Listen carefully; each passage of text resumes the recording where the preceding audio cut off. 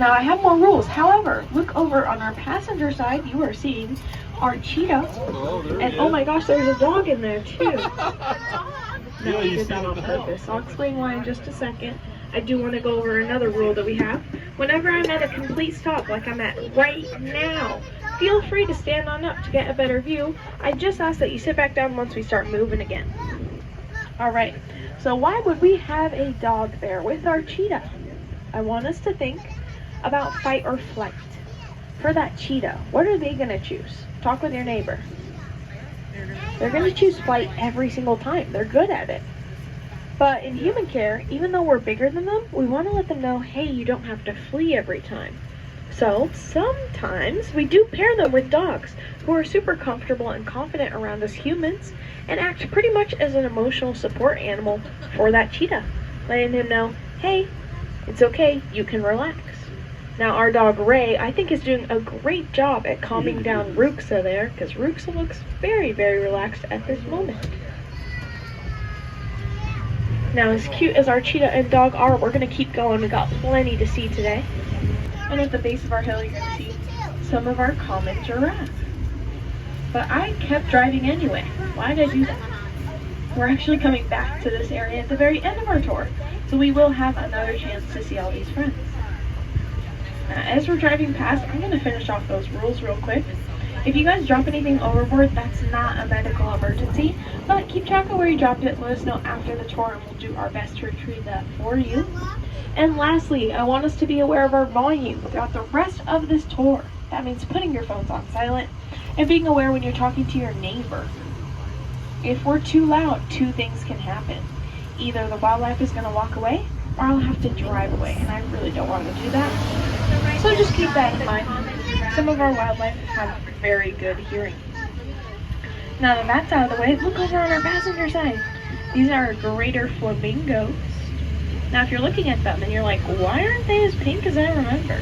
That's because they're a different type of flamingo. These guys live in salt flats. So for one, they want to blend into their surroundings a little bit better. And two, they get their coloration from their diet, which is different in different areas. Speaking of different areas, we're going over this hill. As we do, I'd like to take a second to thank you for coming out to the San Diego Zoo Safari Park today.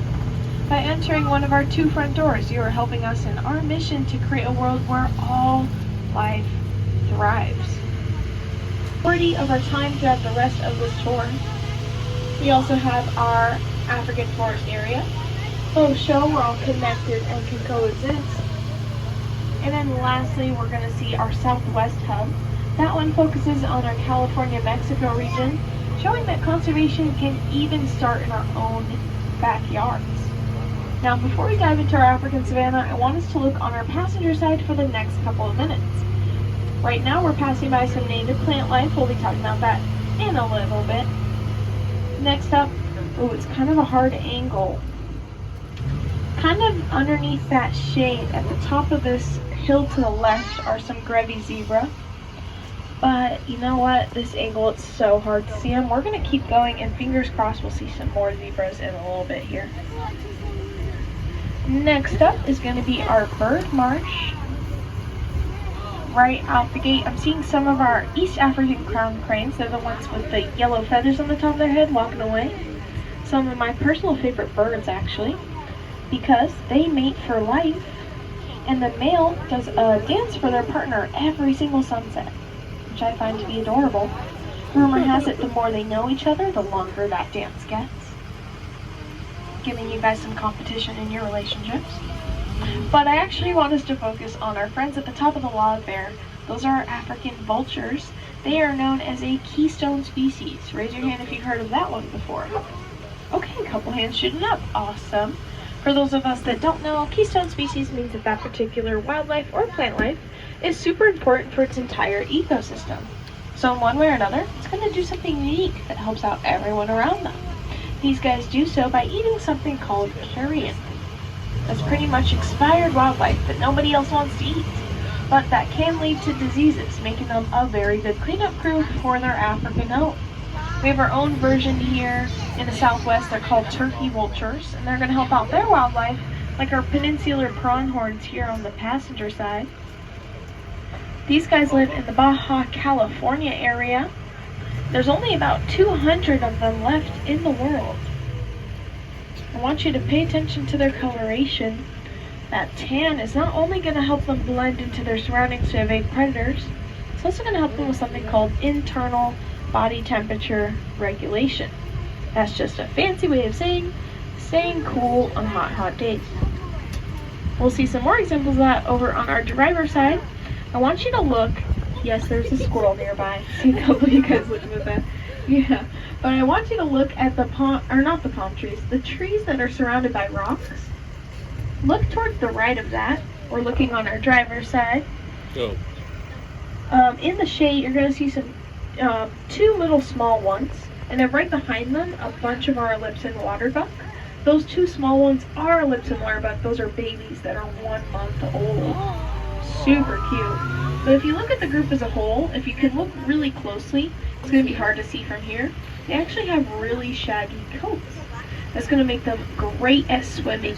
Great way to stay cool and avoid predators. Kind of towards the top of the hill, we're seeing our southern white rhinos. Now don't worry, we're actually making a huge loop, so we're going to get a little closer to them in a second here. But as we do, we'll pay attention to everyone around us. So we have to get back to talking about those giraffes. Now, like I said, they have a lot of advantages with that height.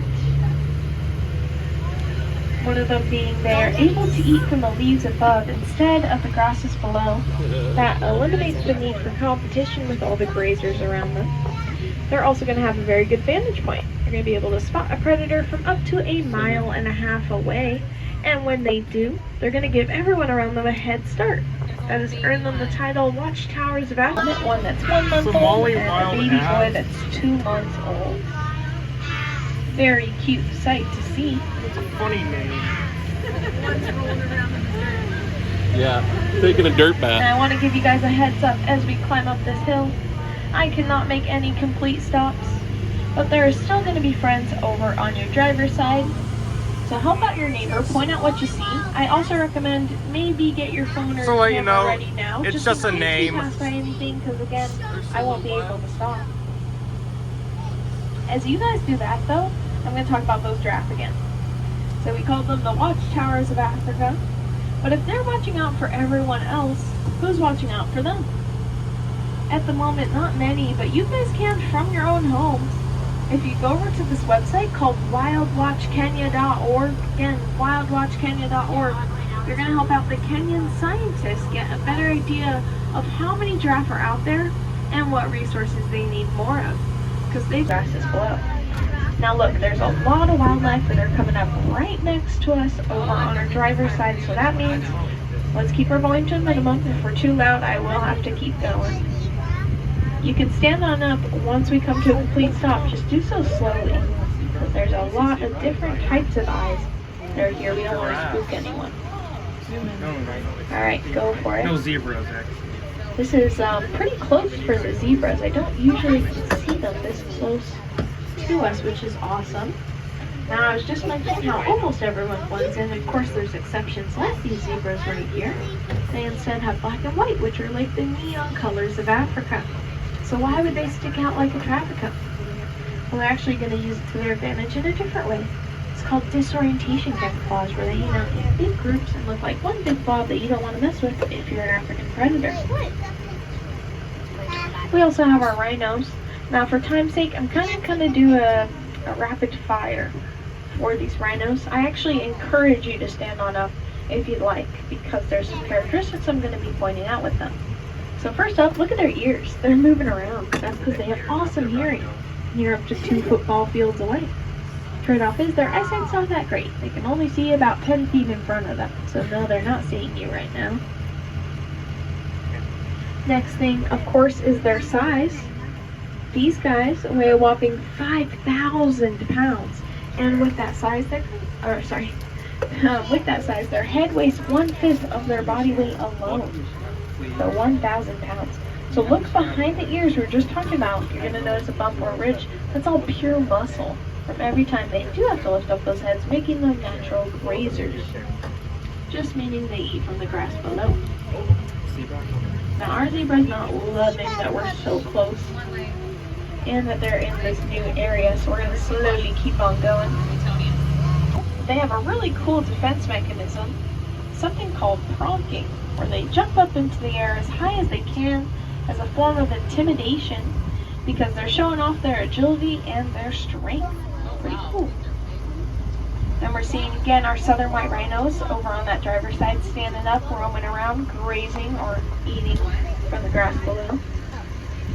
Last group of friends I want to point out, there might be a little hard to see, but there are collie cattle over on our passenger side. I'll pause here for a second if you want to try and stand on up. But mostly you're seeing their horns, right? They look like Texas Longhorns, but they're far from it. Where they're from, they're actually seen as a status Probably symbol. stand up, Kirby. So it's kind of like having a sports car. You're not going to hide it away in the garage. You're going to be very proud of that, right? Well, someone came to the park, was super moved by our conservation efforts, that they wanted to up our status symbol and donated those collie cattle, making them one of only 2 domesticated wildlife that we have throughout the entire park. We already saw the other one, our cheetah's dogs. Alright, so there were a couple of little loose ends we had there. We were talking about these rhino horns, right? I was telling you, same exact thing that's in your fingernails and your hair. It's something called keratin, but that misconception still being spread to this day. Again, part of the reason why they're endangered. Don't worry though, you guys can help out. Just by sharing any information you find interesting with your friends, your family, your social media, not only throughout this tour but the whole day today, that is raising awareness on an individual level. It really helps to put an end to the myths that are around some of our wildlife.